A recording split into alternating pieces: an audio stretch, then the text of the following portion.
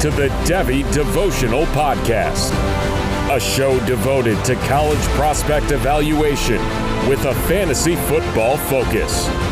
With your hosts, John Arrington, Aaron Wilcox, and Andy Starr. This podcast brings you actionable strategies and player-driven analysis for your Devy, C2C, and Dynasty leagues. Let's dive in.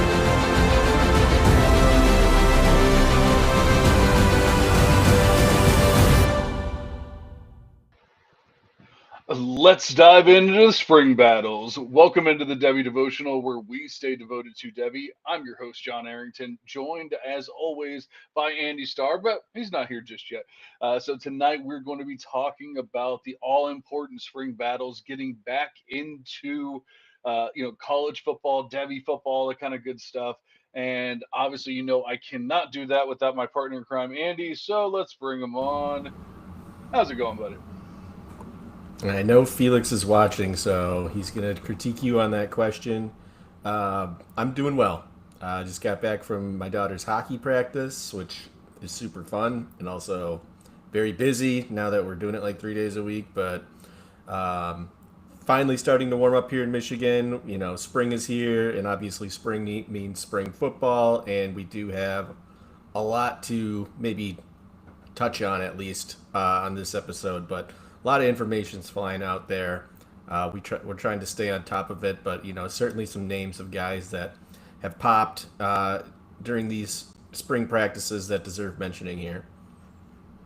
Absolutely. I don't know about you, but it seemed this year that it wasn't as easy to get the spring information. A lot of it was behind paywalls and things in the beginning, but then obviously as the spring games came around, we were able to get more information, even though they're no longer on TV. You're no longer able to watch them and enjoy that unless you go live. And actually, I'm so mad at myself. I was actually in Gainesville on Saturday, and it didn't even hit me. I was at my daughter's gymnastics competition. It didn't even hit me until probably about 5 p.m. And I was like, oh my God, I could have totally gone to the orange and blue game and then still made it to her competition at 5 p.m. So I was pretty mad at myself for not making that one happen. But unfortunately, you have to be there live to really watch a lot of this. But now we have gotten data, we have gotten information. We're starting to see some of these battles form. Some of them are already done. I'm actually getting some feedback that our audio might be off. So hopefully that is not going through for everyone. But if it is, I apologize. I don't believe it's anything that I've done, but who knows? I might have hit a button or something like that. But back to the spring battles. Is there anything in particular, like I said, did you find it more difficult to keep up with the news or find the news or anything like that? Or did it just seemed like it all came at once? So it wasn't that it was that difficult, but it just all kind of like hit us, right in the face. Yeah, I mean, you could, if you were following the right people, obviously local media does a good job of doing coach interviews for certain teams, but other teams just don't have media availability. And you're kind of reliant on, like you said, some of these smaller newspapers that might be behind paywalls. And, if you're lucky, a beat reporter that says something on Twitter. I don't know if it was harder. I just feel, and it might be like a symptom of the transfer portal, with like a lack of continuity with these teams. Not all teams, but obviously, let's say the majority of teams now there's just such high turnover that it almost feels like such a colossal task to try and keep up with all of it, that you get to, at least for me, I get to a point where like I'm just going to check out for X amount of days and see, just look up players that I'm actually interested in seeing, how they're doing, which isn't exactly how I want to do it, because I feel like you're missing out on stuff that you wouldn't normally see if you're, kind of picking and choosing guys that you want to check up on. But yeah, now that the spring games have happened, some of the national media picks up on some of that stuff. You can go to a Yahoo Sports article now or CBS Sports or wherever, and get some updates on things and look at box scores and see how players did. But obviously, spring games are spring games as well. You got to take those with a grain of salt, no matter what. Just because whatever happens in a spring game isn't necessarily going to be a reflection of what happens once the fall season rolls around. Yeah, absolutely. And I did just realize that I am talking through my headset today and not my mic. So that's why the audio sounds different. So unfortunately, that's not something I can change while we're recording. And since I'm the host, I can't leave. So you're gonna have to deal with it. But hopefully you guys can hear me okay. It'll sound a lot better for the podcast listeners because it goes through editing and all that kind of stuff. But stick with us. We got a lot to talk about. Let's dive in to Devy. Let's dive into some of these big teams, these big spring battles. And let's see. I mean, you have LSU here as the first one. It's a very important battle. It's an important team in general. There's so much up in the air. There's so many things changing for LSU. But Sam Levitt's been out. Do you know what he's been out with? I knew he was out. I did not know what the actual injury was. But I guess Hussam Longstreet is actually looking pretty good while that is happening. Yeah, I couldn't say what the injury is. I think it was just Lane Kiffin said it's likely that Levitt's going to miss the rest of spring. So it doesn't sound like it's some sort of lingering thing that's going to follow him into the summer and fall or anything like that. But that obviously gave Hussein Longstreet the opportunity to be the QB1, build some chemistry with some of the guys at the top of the depth chart, which what I was reading is he does seem to have really good chemistry with Jace Brown, who's obviously the transfer wide receiver from Kansas State that all of us on this show have liked for a long time. And I was just reading today during their practices, he made a really, really good throw to a guy that I'm not even. J.C. Anderson looks like he's a freshman tight end, but I guess it was a tight window throw. Got a lot of oohs and ahs when it happened, and things are looking up, I guess. That was my dog who heard my cat. No, but no, I guess things are looking up for the LSU future under Lane Kiffin. QB room's looking solid. Obviously, Levitt was one of the gets of the transfer portal cycle here, one of the best quarterbacks there, so everyone expects him to be the starter. I don't think there's going to be any question there. Obviously, LSU's invested a lot of money in that to happen. But for guys like you and I, who invested high draft capital last year in a guy like Hussein Longstreet, that is good to hear that he's not someone like a Malachi Nelson who's just going to keep falling and falling off and transfer from program to program. It sounds like there's positive news coming out of Baton Rouge for him, which whether that ends up being a starting opportunity this year because we know Levitt has had some injury concerns in the past, or it just we're just going to translate that to him being the presumed starter for 2027. It's good. It's good news no matter how you look at it. Yeah, I agree with that, and actually, I have probably way too many shares of Longstreet. So that is, it was just for whatever reason last year in every draft, it just seemed like it was the perfect spot for me to take Longstreet every single time, and so I did. I think Aaron finally like swooped in and sniped him in one of our drafts, and I don't know if it was WU or which one it was, but yeah, I definitely have quite a bit, so I am invested. It's great to hear, but I want to go over to Winston Watkins. I've heard, obviously a lot of people are excited about him and everything. I think you're pretty excited about him. I'm I'm a little torn. Like I feel like he's almost getting to the point where maybe people are a little overhyped on Watkins.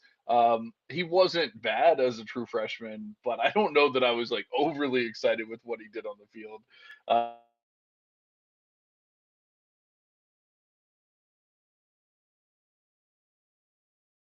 hoping for a big year? Are you hoping for him to be one of the best wide receivers for LSU, if not the best wide receiver for LSU? But yeah, it's hard to say if he'll be the best. And I was excited about him. I still am. He did kind of, I won't say kind of fall off at the end of the year, but things weren't as exciting towards the end of the year for Winnie Watkins, as Aaron calls him. But I still fully expect Jace Brown to be the guy that soaks up the most targets in that offense, and I expect Caden Durham and the rest of that running back room to have a significant role as well. So whether or not that translates to Winston Watkins like being a transcendent wide receiver prospect seems kind of unlikely. But I do think there is going to be enough of an opportunity there for him to solidify himself as potentially a top 10 to 20 wide receiver in the 2027 class if things start to fall his way. Um, but, you know, there was a lot of transfers in. Obviously, Lane Kiffin's bringing a lot of people, including Winston Watkins from Ole Miss, and other people. Like that's how he built Ole Miss. That's how he's going to help build LSU back up as well. Is through the transfer portal. So obviously, Jace Brown is the name that headlines that list. But to see Winston Watkins kind of already be running with the wide receiver ones and establish himself in that role already as a true sophomore with a pretty decent showing as a freshman. I know the market share might not have been exactly where you wanted it, and like I said, his yards per route run started to drop off towards the end of the season. But I think just having that opportunity in a Lane Kiffin offense is going to potentially do some good things for his draft capital potentially if he should decide to come out in 2027 or a future time in, let's say, 2028. Yeah, that makes a lot of sense. I wanted to see, kind of how you were feeling about him because I know you've expressed some interest in him in the past, especially when he went to went to LSU or made that transfer. And I did actually look up Levitt's injury. It's actually an operation for them to take the pins out from his surgery on his foot from last season. So I guess it's not a new injury, which is good news, but he's basically going to miss most of the offseason program, or at least all of the spring at the very least. So that's not great for him. I guess it's really good news for Longstreet. He's just going to get a long look at, as a starter. And like you said, I don't know, these teams, these coaches are definitely not one to make the switch very often. We said maybe Arch will take over for Ewers. We've said it about other players in the past. These college coaches just don't really make that switch or that change all that often. So I highly doubt that Hussein Longstreet is going to be taking over for Sam Levitt this year, but it definitely bodes well for 2027 at the very least. Do you have anything? Have you heard anything about the running backs there? Because obviously Caden Durham blew up in the beginning or in his true freshman year. And then we had the other running back that I cannot remember right now.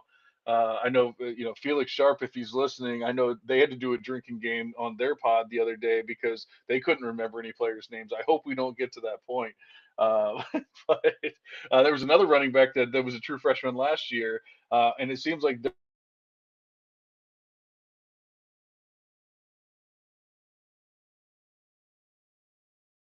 be the Caden Durham show, but I didn't know if you had heard anything about that mix. Hopefully, it gave you enough time to look it up. Oh, you're muted. Uh, I am. Am I still muted? No, you're good now. Okay. Harlem Berry was the uh, running back we couldn't come up with. Uh, but as far as Caden Durham, I haven't really heard anything out of the camp as like who is going to be the RB1 this year. By all accounts, it does seem like there is going to be a battle for that position, which is obviously a valuable position. You think about the running backs that Lane Kiffin has dealt with in the past. Quinshawn Judkins obviously comes to mind. Zach Evans last year, obviously Kawan Lacey, who's getting a ton of love in NFL draft circles at this point in time. So there are, there's value in being the RB1 in that backfield, but also we're talking about Lane Kiffin and all those guys. The RB2 was also somewhat valuable for that offense as well. So it seems like I'm just reading the tea leaves. It feels like it's going to be a running back by committee with those two guys. Whether or not who comes out as the 1A or 1B, kind of, I guess, inconsequential for me. I would probably prefer Barry at the price point because it seems like he's got more steam behind him, and I think he's a little bit cheaper than Caden Durham is right now. And if you're trying to like take that upside swing and get someone who could potentially be the primary back in that offense, I'd probably put your eggs into the Barry basket because it's going to be a little bit less expensive, and there's a chance that he just beats Caden Durham outright for the job anyhow. Yeah, I haven't been the biggest Barry fan. That's half the reason why I couldn't remember his name. But I don't. I'm trying to see if I could find a weight, like a new weight for him, because I know he was smaller coming in. Obviously, some of these guys can make pretty substantial changes in their first and second years of college. So I won't put it past him that he could have gotten bigger. But I can't find any actual information about a new size or anything like that just yet. So, and basically everything that I'm seeing is it is a split right now, so definitely I think you're right there. That is enough about LSU. Rolling, keeping it rolling here. You want to just stay in the SEC, go to Alabama? Yeah, I think the talk of the off season so far was whether or not Austin Mack is going to win the QB1 job, um, at least in media circles, right? Because I think everybody in the fantasy space had had it as a foregone conclusion that Keelan Russell was going to be the QB1. And I think as spring progressed and they played their spring game at A-Day, it was obvious to just about everybody that Keelan Russell is the best quarterback on the team, and the coaches have basically said as much too. Like there were some limitations with Mac that they didn't have with Russell, and he just exploded during their spring game. Four touchdown passes, 230 yards.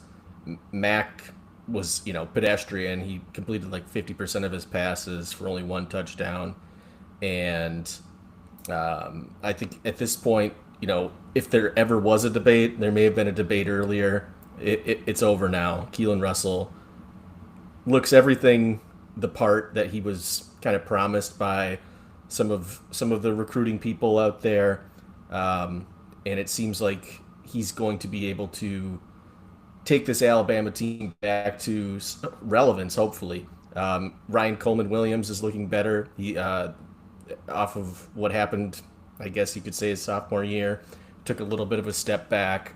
But it seems like he's back to 100%. He's been praising Russell as well. Like this guy can throw. It's like playing with a video game. I think he said this guy's just making crazy throws out there. So he's excited about it.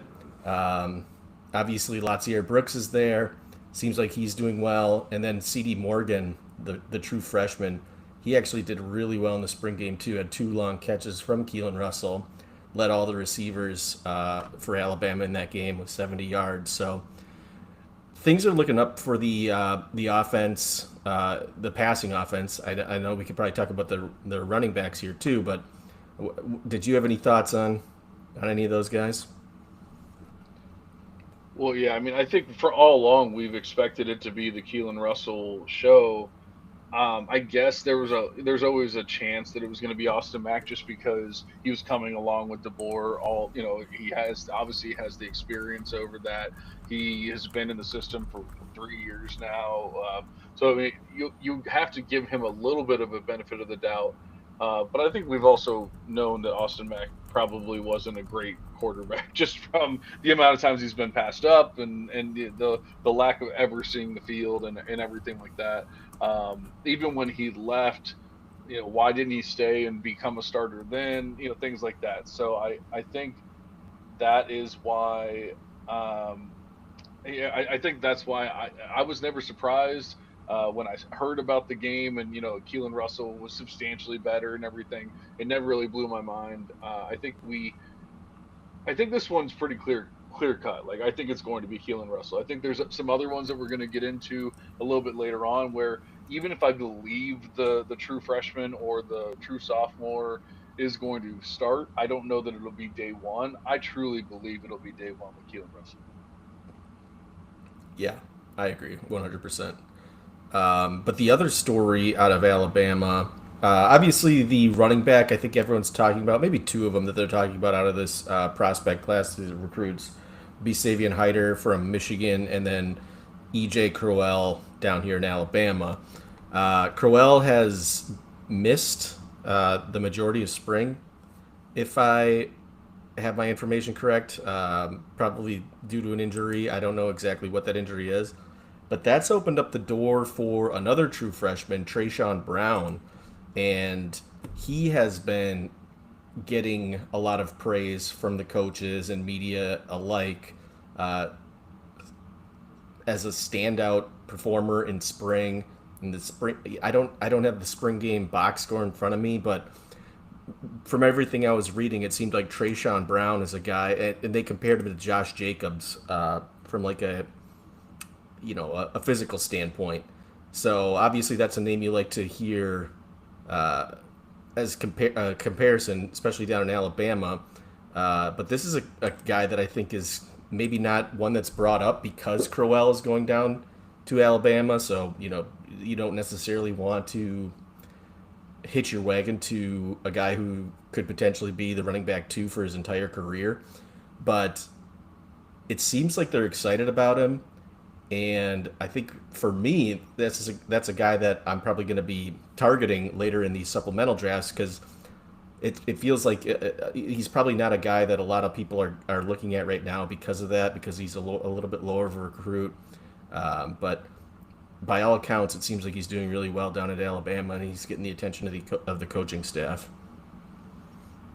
Yeah, that's really interesting. It kind of reminds me of Torrey Blaylock last year. Not to say that Blaylock ended up being the best running back, but he ended up being a starter for a top program. And we definitely can't say that of for a lot of players, a lot of three-star players that don't get recruited early, especially when you consider like I know we just lost Andy for a little bit. Hopefully he'll be back here in a second, but I know that people weren't overly high on Daniel Hill, Kevin Riley, and even AK Deer, but they were decent, four-star recruits. And the fact that Brown is being talked about ahead of these guys, or even just potentially with these guys, along with these guys, makes me think that it's definitely a possibility that he sees the field, maybe as the two or the three or whatever. But just the fact that he's actually, even mentioned kind of reminds me of Blaylock last year, where it was like, oh yeah, no one cares about him, and then next thing you know, it's it's actually a player who's starting and seeing the field and getting actual starting reps. It wouldn't blow my mind, even though I know nothing about Brown, but just from what I'm hearing right now, the way DeBoer's talking about him and everything I've read, it makes me think that he definitely could be a factor, and probably a very cheap factor in supplemental drafts. Yeah, 3-star guy, running back 41 by 247. I don't know what his composite rating was, but 200 pounds, 5'10. So you're talking a pretty ideally sized running back. And I want to say that I was reading that like he was kind of a bit of a track star in high school as well, with like a sub 12 second 100-yard dash, sub 24 second 200-yard dash. So a little bit of a speedster too, which obviously can't hurt for what we like to see in fantasy. Like you love those breakaway runs, but definitely a guy that probably not a lot of people are talking about right now, especially in supplemental drafts because of that low star rating. But he's in a premier program in a premier offense. Definitely worth a little bit of a flyer just based on what we're hearing out of Alabama right now. Now you had mentioned C.D. Morgan or Sedarian Morgan, but there was also another wide receiver from last year in Derek Meadows, who didn't get a lot of fanfare. Obviously, did not do a lot as a true freshman, but I heard he actually had a decent A game. as well, or spring game for Alabama. And I definitely like Sedarian more as a recruit. I think that he will be a better player. I guess technically they both kind of play the X, so if Sedarian's better, he'll probably see the field over Derek Meadows. But I guess the question is, have you heard anything about Meadows? Turning heads or doing anything like that? It seemed like Kalen DeVore was giving him a decent amount of praise, along with Morgan as well. Yeah, I think the word to describe how he's performed has been consistent this spring. It seems like the coaches have been pleased with him. And now that Noah Rogers appears to be out for an extended period of time as well, the NC State transfer, it does look like there's probably going to be an opening for that wide receiver three spot. You know, if you're assuming Latier Brooks and Ryan Coleman Williams are the top two receivers on this team. Obviously, for me, I feel like CD Morgan is going to eventually occupy that space. You know, they're just not going to be able to keep him off the field once he starts putting some electric plays on tape like he did in the spring game.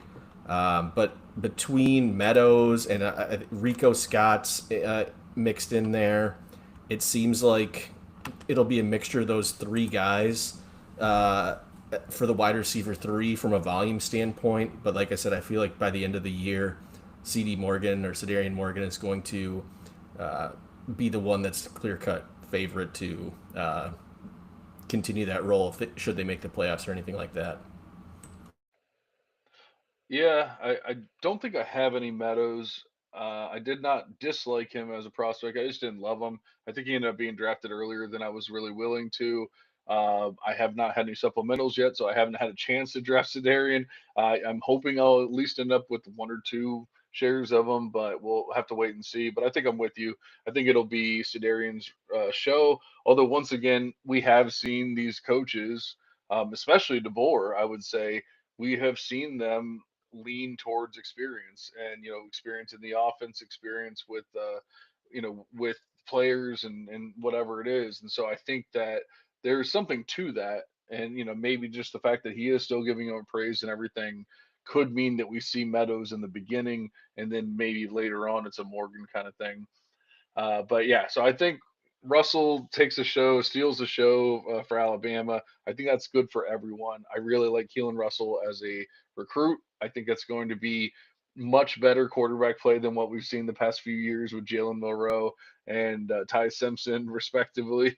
And I'm hoping for better things from Alabama, just because I don't know. It just feels weird that they haven't been good, So I know people probably love it, but I kind of hate it. I want them to at least be solid. I don't They don't have to go out and win championships every year or anything like that, but at least I want them to win like 10 games or something. Yeah, it's good for college football when the blue bloods are performing, but it always seems Exactly. like one of them is taking a step back at some point in time. But um, yeah, I think like you said, when Alabama's doing well, it's just good for football. But we'll see what happens. I think DeBoer is going to put it together at some point. We obviously saw what he could do when he was at Washington. A little bit of some growing pains since moving to Tuscaloosa, but I think this is the year. Unfortunately, he's got to prove it. So if it doesn't happen this year, we might see another changing of the guard down in Tuscaloosa. But I think they're gonna figure it out. I tend to agree. All right, a fun one that we probably have quite a bit to talk about is my Florida Gators. Sticking with the SEC here, this might be an all SEC show or mostly SEC. Who knows what? But with the Gators, we have a lot of question marks with the starting QB. Who's that going to be? I don't think we have as many question marks with the starting running back, but definitely wide receivers. There's quite a few question marks there, health wise. We have new players coming in. We have players that have been there, done that.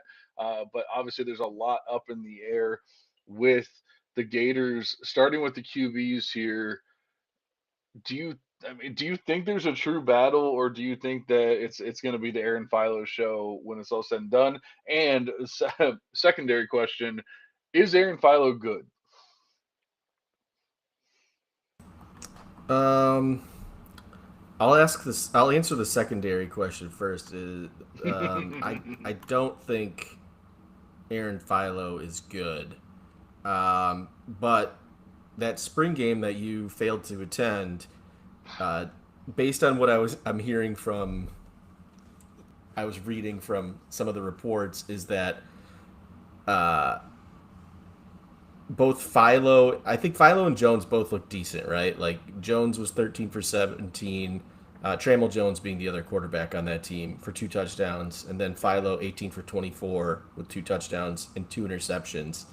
Um, but if you want to talk about the receivers, Eric Singleton seems to be like the guy that nobody can stop talking about. Um, he's shown more chemistry with Trammell Jones. So to me, to answer your primary question, I think that there is a very serious QB battle, and I do think Trammell Jones could end up winning the position. Uh, just based on what I've been reading from these spring game reports, like it seemed like Singleton, who everybody seems to be the most excited about in that passing offense, uh, had some really great chemistry with Trammell Jones, and maybe pushes the needle significantly in his favor for that QB1 battle. Obviously, there's a ton of time left.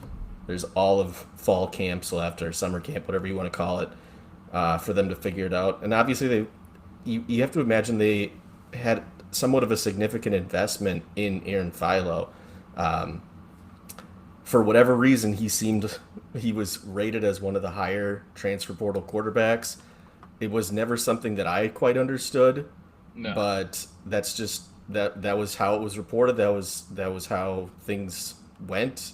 So when you start seeing these composite rankings showing these guys are this is guys a QB whatever top 5 top 10 in this transfer portal cycle, that's going to cost money to whatever team ends up landing him, which in this case was Florida. So I think that they do have somewhat of a financial investment in Philo, which could prevent them from making a decision that might be the best for the team. But I don't know if it's that much of a financial investment that they would just, it's a new coach, new system, that he would just risk losing games over it. So for me, I think it is a battle, and I think Trammell Jones is actually winning the battle right now. That's interesting. I don't know a lot about Jones, and I mean I don't even can't even say I know a lot about Philo. He's only played in a couple games. Was he a true freshman or last year, or I was trying to look here. I believe he is no, he's not. So, but he's only started 2 games. He only has 100 and something attempts.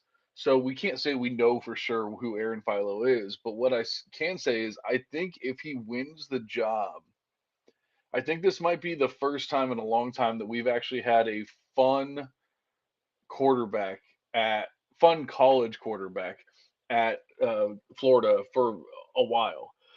We thought we had that with our previous quarterback in. Man, I already blocked him out of my mind. We are gonna have to do a drinking game here. Lagway? Yeah, DJ Lagway. I said DJ in my head, and then all I could think of was Young Lele, and I was like, well, it's definitely not that. So, no, DJ Lagway, we wanted him to be fun, but you're not fun when you're turning the ball over 5 times a game. And like, if anything, they seem to kind of, whether it was the coaching or whether it was him or whatever, they seem to kind of like put the training wheels on and say, don't have too much fun. Well, Aaron Philo is a guy who pushes the ball down the field, 10.8 yard clip. He had a 12.9% big time throw rate in his 2 games, or 2 starting games. So he's obviously making big plays, but he also has a 2.9% interception rate in that time. So he's pushing the ball down the field, he's making big plays, but he's also turning it over. Well, guess what he did in the spring battle? He made big plays. He had 2 touchdowns. He looked good. He also had 2 interceptions. Like so, and they said Jones made fewer mistakes, but also made fewer big plays.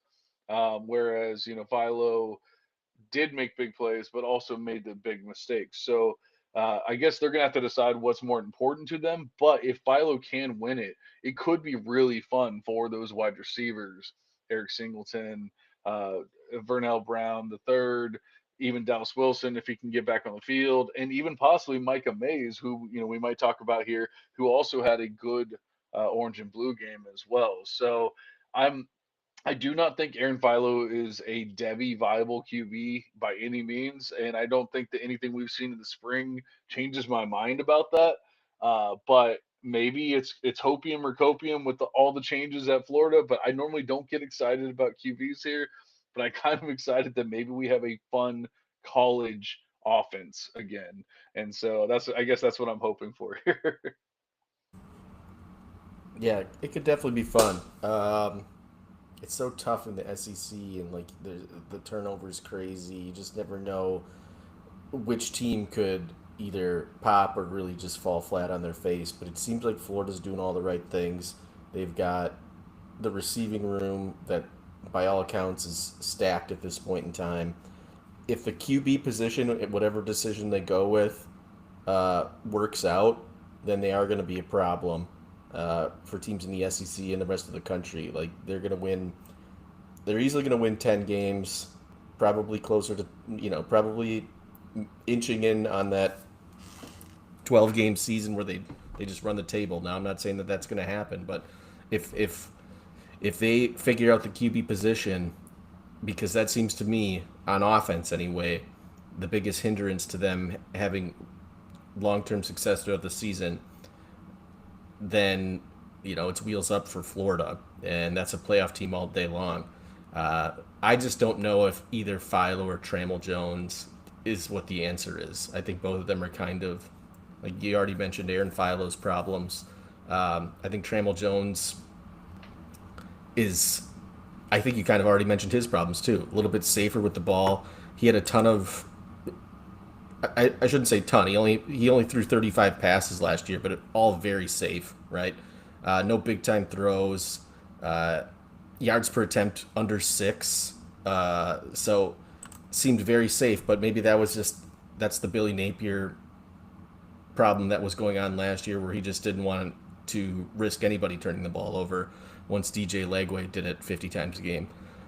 So That's what I'm used to as a Florida fan, though. Since we lost Tebow to the NFL, that's what we've had. It's like, oh, you're going to get your 9 yards per attempt, and you're going to get your 2% big time throw rate, and you're going to be happy. It's like, guys, we can actually score touchdowns too. Like I get the defense is generally pretty good, but it's actually okay to score some touchdowns on offense too. yeah, I think Philo's probably the guy that has the most upside, but it really feels like they're just going to go with Trammell Jones. At least that's my gut feeling. And maybe that's fine for them. Maybe it works out. But we'll see, obviously, once the fall rolls around, what decision they make. But I would say the rest of the offense has enough pieces on it to where they're going to be very competitive no matter what. I tend to agree, but let's get into those players. All right, so we have Eric Singleton Jr. versus Vernell Brown the third versus Dallas Wilson the fourth. No, I'm just kidding. So we have all these players. Dallas Wilson, unfortunately, cannot seem to stay on the field, and so we have to wonder if that's going to hurt him going into the season. We've already heard great things about Eric Singleton Jr. He had a big day at the Orange and Blue. Vernell Brown the third has just been solid all around. Heard great things about him, and obviously the big question mark with VB3 was, is Eugene Wilson gonna just cover him and smother him, and he's never gonna see the field. Well, Eugene Wilson did what Eugene Wilson does, and he got hurt, and then on top of that, he transferred out. So we don't have to worry about that anymore. I think Vernell Brown the third has a clear role in this offense, no matter what. Obviously, we know Eric Singleton Jr. was a coveted player coming over with the head coach and everything. They have what you want to see there, as far as chemistry and all that kind of stuff.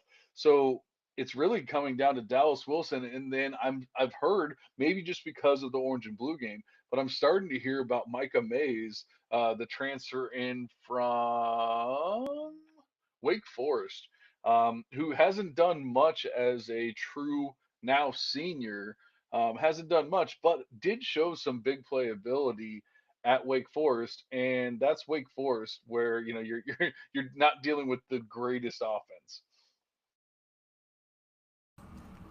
Yeah, I don't know if I can talk too much about Micah Mays.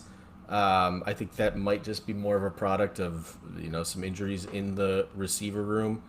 But I do think that between Eric Singleton, Vernell Brown, and potentially Dallas Wilson, if he can stay healthy, that's going to be your top three receivers down in Gainesville. Um, the one thing that I maybe question, it's not so much a question because we saw Eric Singleton play outside more when he was at Georgia Tech versus once he went to Auburn, they kind of used him primarily as a slot receiver. I think that we're going to see him being used more in the same way that Georgia Tech was using him because Vernell Brown is such an effective slot receiver that Eric Singleton won't have to occupy that role, which is good for him because he performed better in that X role versus being a slot receiver.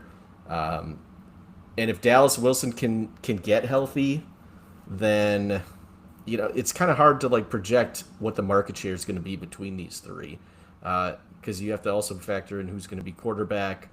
Is it going to be a guy like Philo who's throwing the ball downfield like crazy, or is it going to be more of that Trammell Jones safe underneath stuff, which obviously that would lead you to believe that Singleton and primarily Vernell Brown are probably going to be the beneficiaries of something like that. Um, I'm trying to think.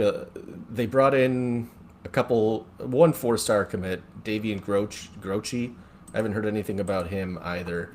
So it's I would say right now the receiving room for me is kind of solidified with those top three that you've got that listed here.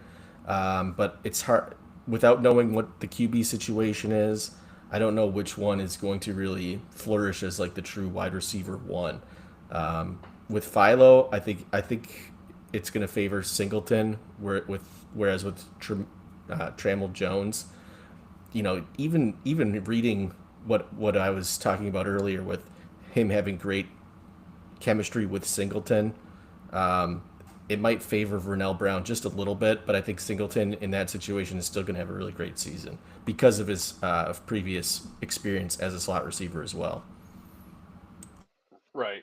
And I think you just hit the nail on the head. I think that's 100% it and exactly what I was going to say. Where Philo goes, Singleton follows, and where Jones goes, Burnell Brown is going to succeed. That doesn't mean that Singleton can't succeed with Jones. You're taking the excitement out of the offense is the problem, and when you do that, you're taking away from what Singleton can do. The dude hit 23 miles per hour this offseason. Like, you're telling me that you don't want the guys pushing the ball down the field and throwing those big time throws to him. That's what we'll have to wait and see. Obviously, the offense and the coach has to make that decision, but everything I'm reading, he scored the first touchdown of the scrimmage, 38-yard touchdown on a post from Jones. So I guess that's actually a good thing. Uh, but he also caught some balls from Aaron Philo as well. But everything I've heard is he's an amazing player, which we knew. We thought Singleton was going to come out in this draft class. We were hoping he was going to come out in this draft class, and instead he threw us for a complete loop and went to Florida. Obviously, it made more sense once the coach was there and everything else, and um, you know, piecing all that together. But I didn't get excited about Singleton as a Gator until I realized that Philo could be a fun college QB. The problem is we don't know if Philo. I was kind of hoping that Philo, the way people talked about him, that he was going to be more guaranteed the role. And I think, like Andy was saying, maybe we're even kind of leaning Jones right now, which is not nearly as fun. But those weapons are fun. I just wanted to mention Micah Mays. I don't think he's anything special. I know Gross or Grochi or whatever his name was. he's gotten some hype from the supplementals and from the analysts, C2C analysts and things, but I always just kind of assumed he was going to be buried. He was probably going to be year 1-0 and things like that. Especially even considering that Florida's offense has not been good for years. It's really hard to get excited about the wide receiver five, on their depth chart. So maybe that's like my bias working against me, and maybe Groch or Grossi or whatever his name is will actually be good. But I tend to lean away from that. But I basically steered the ship so far. Andy, are we staying in the SEC here, or are we moving to a different conference? I think we should talk about Tate Reynolds and Clemson. Ooh, If we let's jump to the ACC and talk about what's going on at that QB room. Obviously, Christopher Vizina was the as Coach Dabo Swinney put it. He's in the pole position for being QB1 this year, but Tate Reynolds has shown up and shown out at spring all spring, and seems to be putting in a serious competition for taking that starting job over, if not week one, perhaps later in the season. And you talked about college coaches that don't like to switch off their veteran guys. Dabo Sweeney's done that before with Trevor Lawrence. He put him as the starting quarterback right in the middle of the season while they were still undefeated. He's done it with DJU before. He's not afraid to switch to the 5-star uh, quarterback in year one. So if I'm looking at a coach that is actually going to do that, Dabo Sweeney's that guy. And also, Christopher Vizina hasn't really established himself at all. Like, he's not coming in with any sort of steam other than being the next man up, presumably. Obviously, he was a higher end recruit, so he does have that going for him. But as we've seen with higher end recruits in the past, especially in the quarterback position, that doesn't really mean anything. So if Tate Reynolds is coming in with all this hype and all this steam from spring, and basically they're already saying he's established himself as the QB2 going into the season, which again for a freshman, it's hard to even get that backup role. Like you saw it with Keelan Russell last year. They were like, no, Keelan Russell, we're gonna keep Austin Mack as our backup. We don't want to worry about putting him in any situations right now.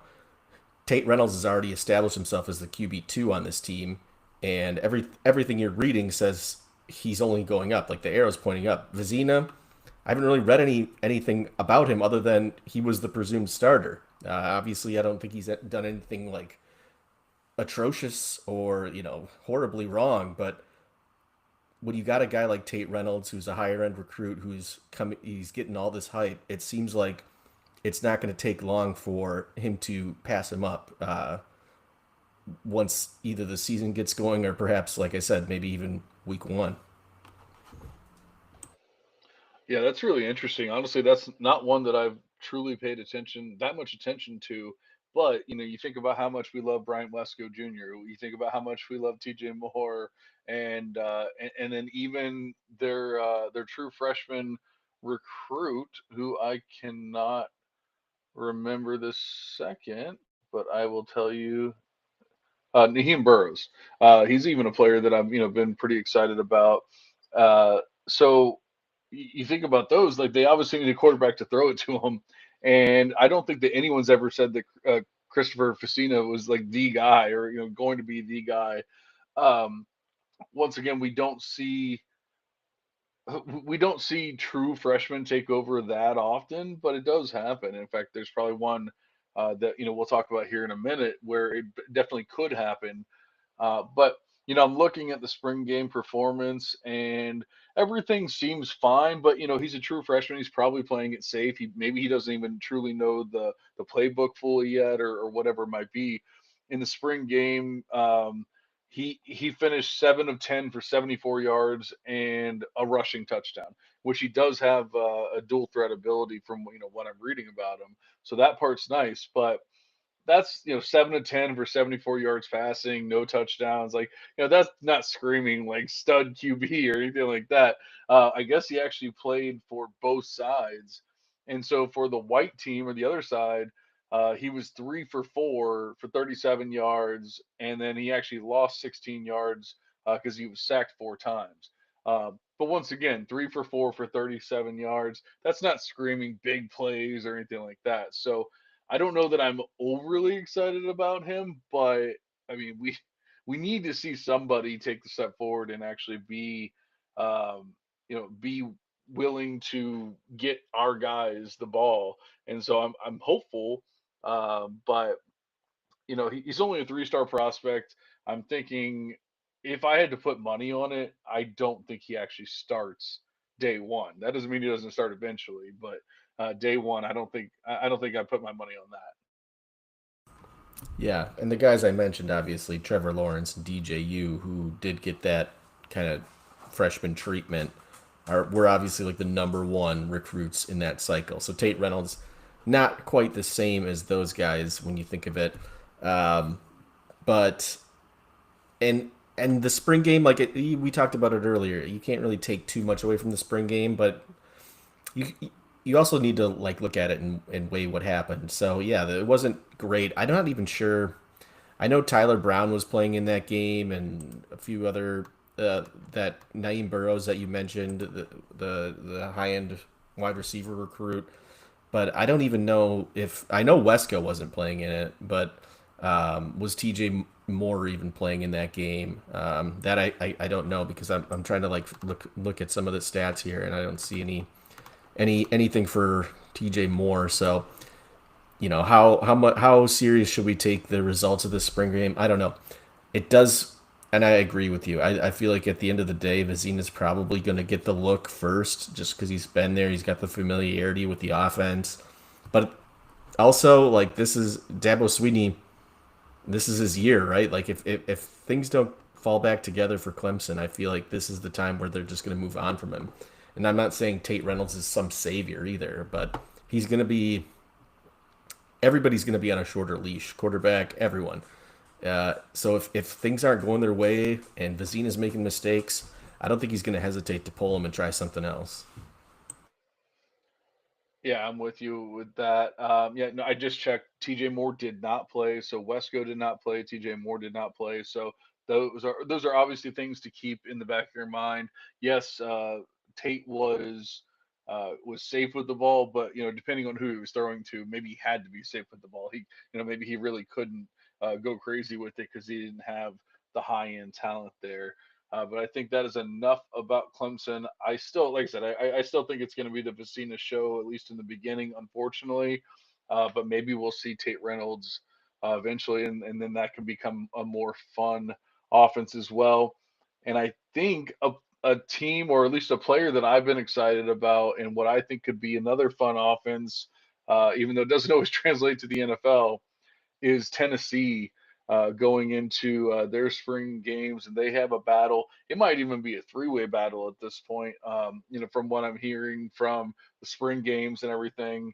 But it's George McIntyre, the redshirt freshman who has been in the scheme, and then you have my QB1 in this draft class or in this recruit class. I'm sorry, and that's Faison Brandon, 5-star QB recruit, and I mean, it seems like he's doing what a recruit should do. Unfortunately, McIntyre has a better grasp of the offense already and that kind of thing. Uh, but from what I read about the spring game, no one like truly stood out or did anything. So unfortunately, that's not great. However, I have heard great things about Brandon in spring practices, so that's been different. But the spring game itself didn't necessarily like change anyone's minds or solidify anything.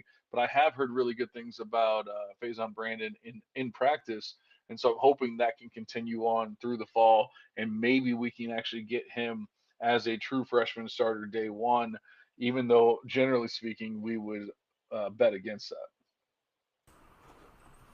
Yeah, I'm with you with the spring game. It didn't seem like anybody really stood out. If anyone, maybe Ryan Staub, the Colorado transfer, who happens to be the guy that has the starting experience as well. Maybe inched his way into the QB1 spot, but I don't think it really matters with Staub because both McIntyre and Brandon have a much higher ceiling. So even if they do decide to go with Staub to start the season, it won't be for long. Whether it's McIntyre or Brandon who ends up passing him up, doesn't really make too much of a difference to me.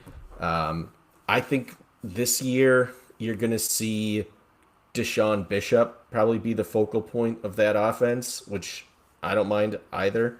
I don't think Brandon is necessarily at where he needs to be, somebody that they can hinge this entire offense on. Even though he does have weapons, I've always said good things about Braylon Staley and Mike Matthews, guys that really had solid bounce back years after doing nothing their true freshman season in 2024. So there are people to pass the ball to. I just feel like they're not going to put a lot of emphasis on whoever does end up being the quarterback because Deshaun Bishop is so good at what he does that there's just not going to be as much of a need for the quarterback to stand out and kind of be the shining star of this offense, which is a good thing I think for Faison Brandon if he does end up getting the starting role or at some point just seeing some significant playing time. But you know, and I don't want to compare the two. Obviously, you think about Nico Iamalieva and how things happened with him being right out the gates, starting as a freshman. You think about what happened last year with Bryce Underwood at Michigan and a few other guys where they're just kind of thrown into the fire. Dylan Raiola at Nebraska. It might not be the best thing to be in that situation. Maybe there is some benefit in sitting and watching for a little bit, kind of like you see in the NFL too.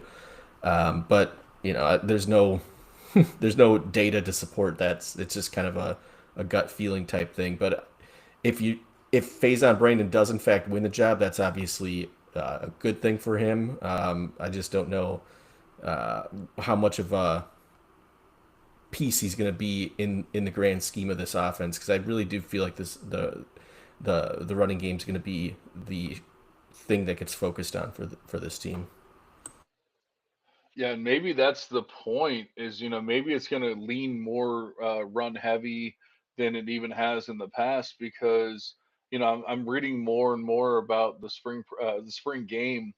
And it's kind of like what we were talking about with Florida. It's kind of like what we've been talking about with a lot of these. You kind of have two options. You have your safe option in McIntyre, and then you have your fun option or the upside or the ceiling option with Brandon. And so, like they're saying, uh, McIntyre completed 15 of 21 passes for 104 yards in the spring game. That is not good. Like that is like the definition of dink and dunk. But then Faison Brandon was 6 of 16 for 36 yards passing, which is also very not good. He did actually have 4 carries for 25 yards, which is a little helpful and helps fix that a little bit. But I guess the fans were excited about some of the big plays and stuff that he did. But you can see that he's a true freshman. Obviously he's struggling in that offense. Who knows who he was throwing to and that kind of stuff. But uh, I'd say it's very clear cut. You have one side or the other, and the coach has to decide where does he want that. That's the only reason why right now, like I was really excited about Brandon. I was really thinking he could start day one.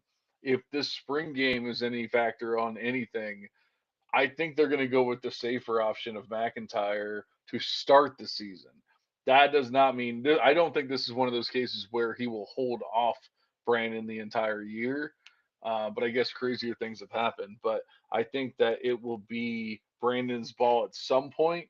But I don't know if he's quite ready, at least as it is as we sit here on April 14th, 2026.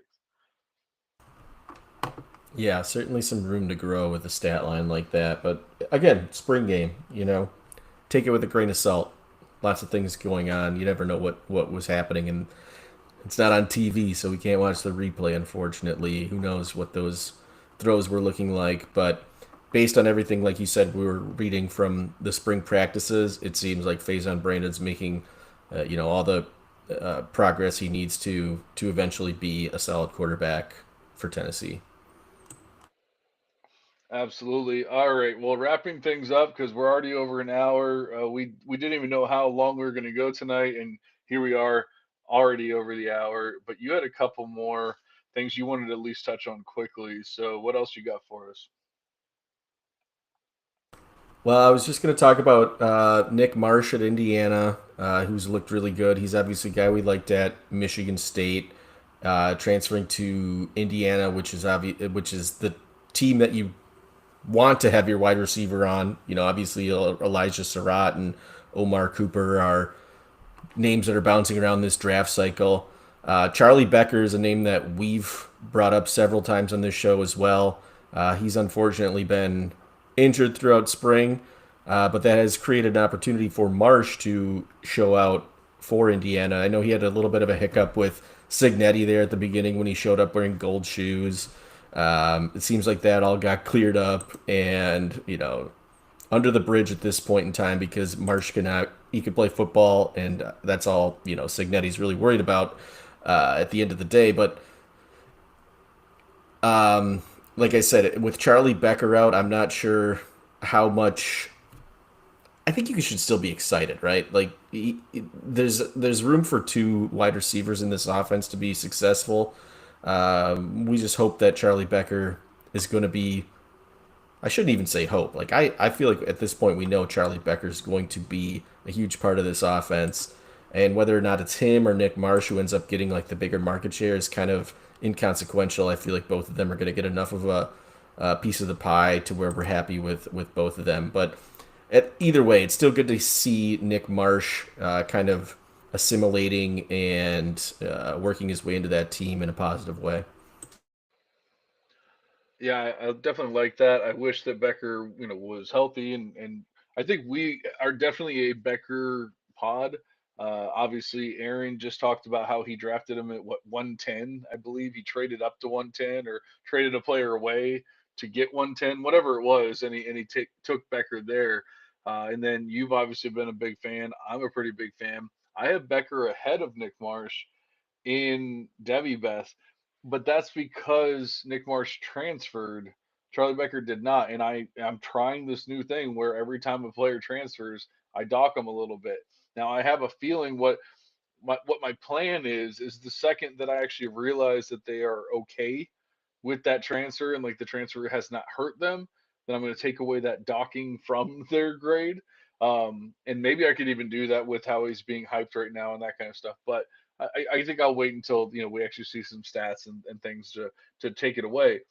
The funny thing is, if I took away that discount or whatever you want to call it to Nick Marsh, they'd probably be almost tied, Becker and Marsh in Debbie Best. So it's kind of funny. I like both. Uh, it'll be really interesting to see who takes a step forward, and maybe this is what uh, Marsh needs to actually be able to take that step forward. Is Becker missing some time? Yeah, and as far as anything else, I, I didn't really have too much that I was like passionate about. I know Ryan Montgomery, who was injured all of last year, higher end quarterback prospect for Georgia, seems to be getting some praise from his coaches and the media. And Gunnar Stockton, he just got lambasted by Steve Smith on some podcast or something as like being a terrible quarterback. Kirby Smart defended Stockton, so I don't think that that's something we need to pay too much attention to. I think Stockton's probably locked in as the starter for Georgia, but Ryan Montgomery, who many people probably have forgotten just because of that injury that he sustained in high school and kind of kept them out all of last year. He's having a fully healthy spring now, and things seem to be going very well for him. So somebody that maybe you should be looking at as like the heir apparent for the Georgia offense at the very worst, and at the very best, maybe somebody who challenges Stockton for the starting job at some point this season. Yeah, it's actually kind of pissing me off because I thought I drafted Puglisi and Ryan Puglisi in like the last round of a lot of supplemental drafts, thinking I'm gonna have the QB of the future for Georgia, whatever that means. But hey, a starting QB is a starting QB in superflex and triflex leagues and stuff in these C2C leagues. So I drafted him thinking, hey, he's eventually going to be the guy. And I've even read some stuff in the spring, earlier in the spring, like, hey, it's going to be Puglisi eventually, but obviously it's still Stockton and yada yada yada. And so I'm just biding my time. Next thing you know, I start seeing clips about Ryan Montgomery and all these other stuff. I'm like, where did this guy come from? So it's that part I don't love, but I don't even like. I want nothing to do with Georgia. I hate their offense. I hate their everything. They ruined London Humphreys. I and I will never forgive them for that. Although he's the only returning wide receiver this year, so like now he's gonna blow up, and then I'm gonna be like, I love London Humphreys and I love Georgia, but it's just I don't know. They've they've ruined so many like high end recruits and high end players that I just hate all of it, and it probably starts with Gunnar Stockton.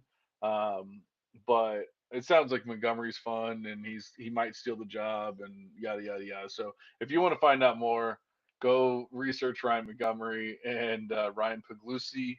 Puglisi? I always want to say Puglisi. Puglisi. Um, Aaron or Andy's saying he doesn't know. He's yeah, he doesn't know. No I one. just assumed the G was silent, but that's probably not right. Polisi? Maybe. So I don't know. Although he did not have a terrible game. I'm looking at it. Um, oh no, I'm sorry. Never. That was. I thought that was a spring game. Never mind. That was from last year. He was 16 of 27, 161 yards and one touchdown. That's not terrible, but nothing that we can actually like decide if he's good or not. But I think that is enough about the spring games, the spring battles, all that kind of stuff. Obviously, there's more out there, but in fact, there's not only is there more out there, but there's some players that aren't in spring battles that we should probably be talking about because they're going to run away with things. Uh, I asked Jared Palmgren today. He was saying, "Hey, I had my CFF ranks up. Ask me one player each. You each get one player." And I said Desmond Roebuck, and he said he's my dynasty CFF wide receiver 13. And I'm like, you know what? I'm okay with that. Like that makes sense. But just think about that. Dynasty wide receiver or CFF wide receiver 13. That means he believes that he's going to be pretty good. And this is a player that obviously just lost Denzel Boston to the NFL, and not too much is changing for them and everything. I think it could be a big year for Desmond Roebuck. All that being said, like just because there's not a battle doesn't mean that players aren't taking steps forward or getting new opportunities or whatever it is. So there's a lot for us to talk about over the next few months as far as these recruits and returning players and everything else are concerned. We've been trying to do a good mix of rookies and C2C and Devy and Cornerstone and everything else, and hopefully we'll continue that mix and get into some more battles and unbattles and all that kind of stuff moving forward. I know Andy does not want to be in the rookie part of that mix for much longer, but hey, I think we have one more pod before we actually have basically a rookie consensus at that point, or at the very least, we have the NFL draft after one more pod. So that is coming to a close very soon. Andy, we talked about some spring battles. Everyone's in battles of their own. Do you have some words of wisdom for us? No, I'll just echo what you said. Like the draft can't get here soon enough. Maybe we'll do more rookie stuff next week because, like you said, it is the last pod before the draft. But maybe we'll wait till after the draft so we get a little bit more clarity. That might make more sense.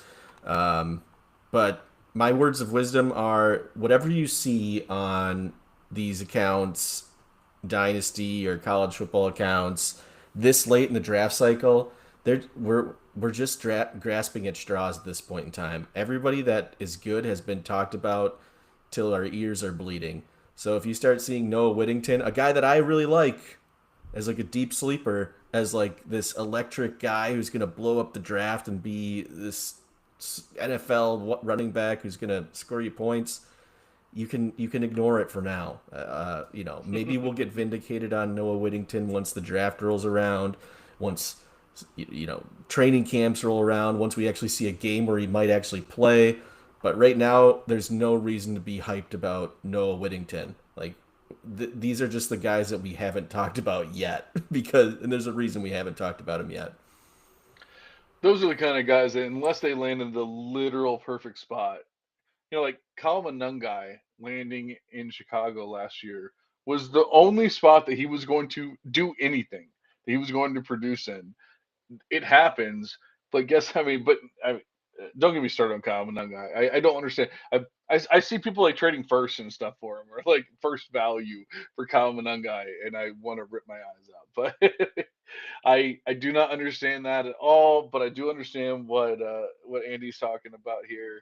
It makes a lot of sense, and people are just bored. They're talking out of their butts at this point. But hopefully that'll all be done here pretty soon.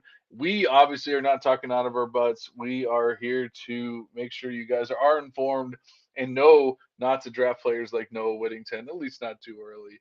And obviously do not ever draft Zachariah Branch. We've tried to make that very clear the entire offseason. Just don't do it. I saw somebody posted a draft. He said my first rookie mock, or my first rookie draft, not my first rookie mock, my first rookie draft of the offseason. And it was like he had multiple firsts. It was Jordan Tyson, it was like Makai Lemon and Mike Washington, and like it started out so well. And then he had Max Clare in the third. Unfortunately, at 208, he took Zachariah Branch. And I'm like, well, like you did so well, but you just wasted a second round pick on nothing. And obviously, like people were like, oh, well, you're focusing on the wrong things. He did so well in the other ones, but like he could have done so well and had another good player on top of that. He could have done extremely well. So I didn't say anything because I didn't want to like bring him down because he had a good draft for the most part. But I saw that and it broke my heart a little bit because I'm like, what could have been if you had just not drafted Zachariah Branch at 208? And even that's 208 is not even terrible, compared to like where I've seen, some people saying, oh, you take Zachariah Branch at the end of the first or early second or something like that. But even then, don't take him at 208, maybe at 308. I would take him at 408. I will give people at 408, I would take Zachariah Branch. That's where I'd be willing to do it. So we appreciate you guys listening. Hopefully, Aaron will be back next week. He is on vacation. In fact, I'm actually going to see him on Saturday. So I will see him in person, and then hopefully he'll be back in our ears as soon as possible. But we will be back in your ears as soon as possible. But for now, we're going to go ahead and cash out. See you guys.